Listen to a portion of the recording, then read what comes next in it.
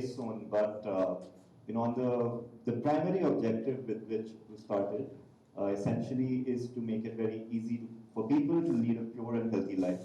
Now, before I get into more details, I first want to talk more about just the importance of food, which is such a basic sort of commodity and sort of essential for life, but requires very deep and profound and conscious thought from all of us. And also the journey which led me to enter this space, especially when I had no background whatsoever in food and agriculture, and also the learnings which have personally emerged from me, which I hope some of you can benefit from. So, as mentioned, I did electrical engineering at the University of British Columbia, which actually happens to have one of the biggest organic farms in North America. So while you would think that the initial inspiration for my company came from there, the truth is that I never even once visited that farm. It was not until, let's say, 5 years ago that the idea for I Say Organic came about, and I decided to pursue it. So for anyone who I know, it came as a big surprise that I was doing this. And similarly, like 5 years ago, I had no intention of doing this. I couldn't think of ever doing something close to this. But at this point, there's nothing else I can imagine myself doing.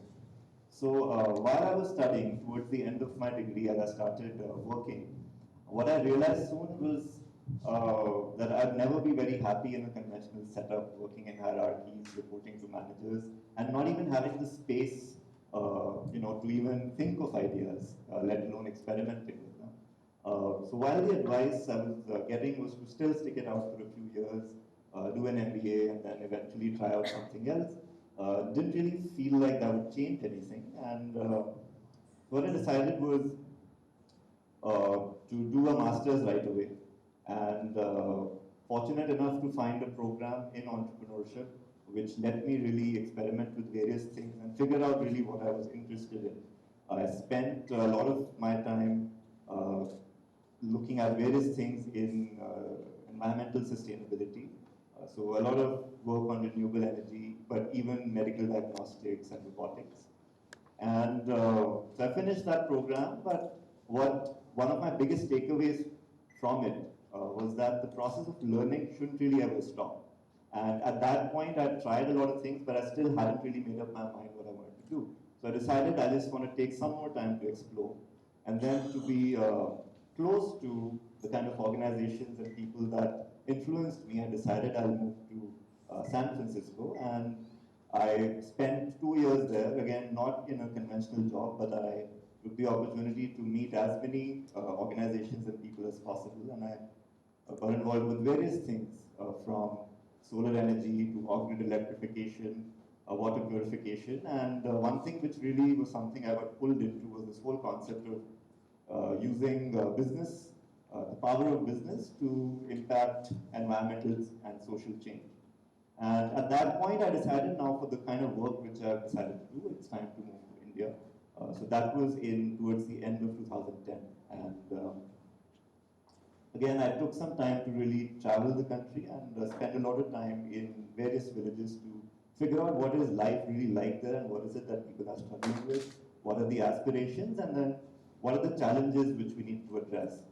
So while doing all of this, now somehow, I can't really explain, but what I started thinking about was that, when you're contrasting moving from the West, having grown up in India, to a village life, somehow I started thinking that one of the biggest paradoxes of development has been that the more and more we've progressed, the less and less we've focused on the basic sort of commodity and the sort of essence of life, that is food. And sort of just thinking about that, I sort of got to the conclusion that now in order to have a society where everyone's potential is maximized, there's a few things which are needed. The most important, of course, is that everyone needs to be very healthy. We can't really get there if we're walking with pacemakers and popping painkillers and steroids to function. And the second thing, which is equally important, is that sustainable production and responsible consumption need to become essential principles which we live by.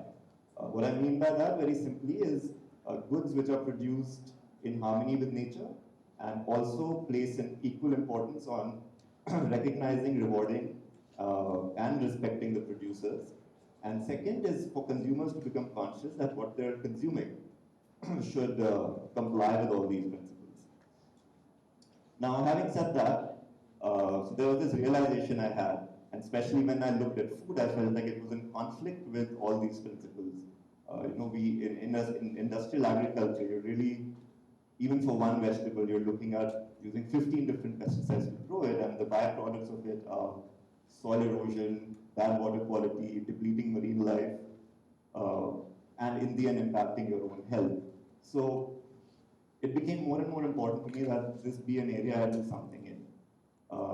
But not having a background in it, it was really hard to figure out what it is that I can really do in it. But I just have that conviction that this is something I want to do something about.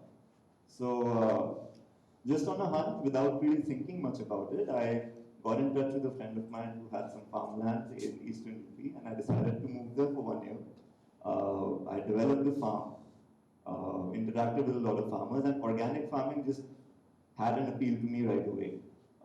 Initially, I think it was more ideologically and principally, but the more and more I did it, the more convinced I was that it's the only way forward. So, as opposed to industrial farming, as I explained, organic farming is basically, looking at long-term viability of the land which is used to produce food, and essentially creating a balance between all the various life forms, from the cattle on the farm to microorganisms to the entire environment, and in the end humans as well. So now, having done that for almost a year, I'm still questioning what is it that I can really do? What is the impact of running a farm? And in this process, I've met a lot of farmers and organizations who had been doing great work in this field. And what I decided was that anyway, my background would be more suited to do something which was more market facing. And it's better for me to build that market and work with these organizations so that this whole movement can grow on its own. So now that's when the concept for I Say Organic came about. And 3 years later, we're now working with farmers in 9 different states across the country, and supplying their products directly to households, currently in Delhi. We've reached close to 10,000 houses. And the products we focus on are mainly fruits, vegetables, and groceries. And the reason was that we want to focus on the basics so that we can really make organic more mainstream and break it out of this elite niche that it's currently perceived to be in.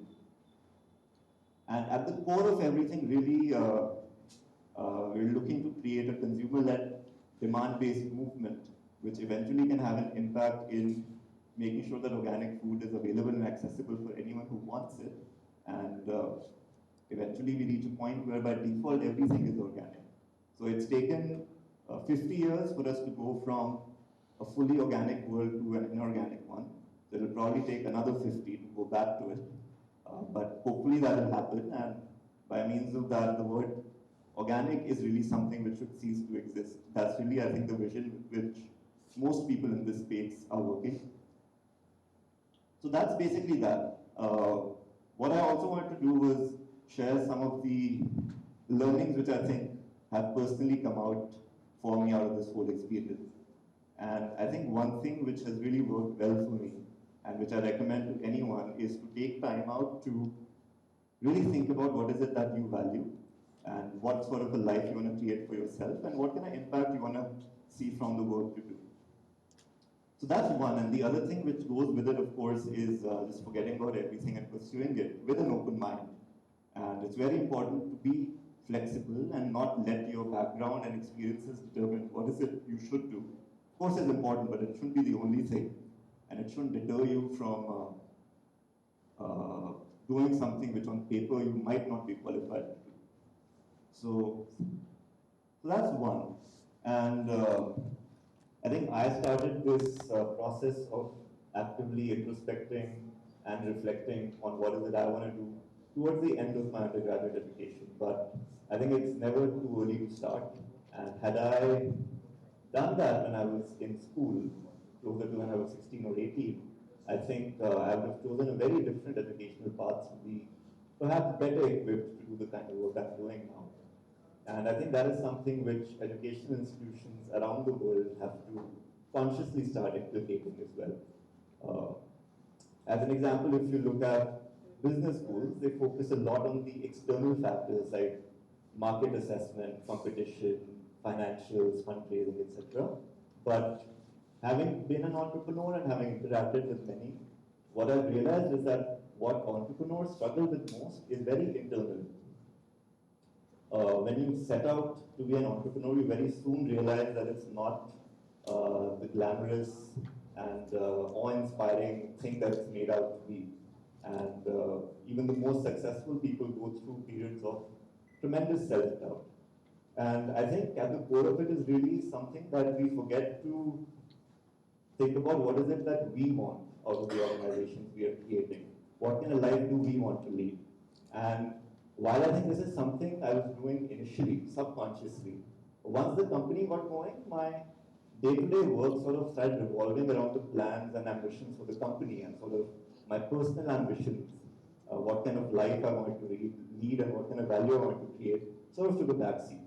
And as a result, your day-to-day work sort of starts seeming more like any other job. And because of that, this discontent, confusion, frustration starts coming in. I was lucky to have met some really amazing people who shared some advice, and then I sort of restarted this whole process of introspecting. And things look a lot better now. So it's very important that your personal ambitions and your company sort of aligns. I think it maybe sounds a little egoistic that it's all about me, but in the end, you're doing something, it's your vision you want to create, don't forget yourself. As a very simple example, so one thing which has always driven me is that I want to use IC Organic as a platform, once it's set up, to also try out many things and give a platform to others to also do something in the health and sustainability space. But of course, on a day-to-day basis, what we're thinking about is how can I get more customers, how do I get more products, how do I make my operations more efficient. And that sort of was not a part of what I was doing every day. And largely it was why I was not very happy, I think after like 18 months or so of starting the company, in terms of not really seeing that alignment with what I really want. It was just a matter of realizing that. And now I look at sort of the needs in the company, what I need to do in terms of, say, building other capacities in my team, so that I can start focusing on more of these longer term goals. So I mean, that's something which I would advise anyone. And just to sort of sum it all up, I would say that, always be in touch with what is it that drives you.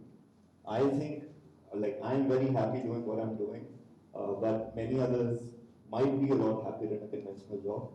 So it's very important to know what is it that drives you and how you interpret success. And I think at different points in my life, at least, I've seen that different things that have driven me. So it should be really a constant, continuous process that you're on, just to be in touch with your own wants and desires and just be honest with yourself.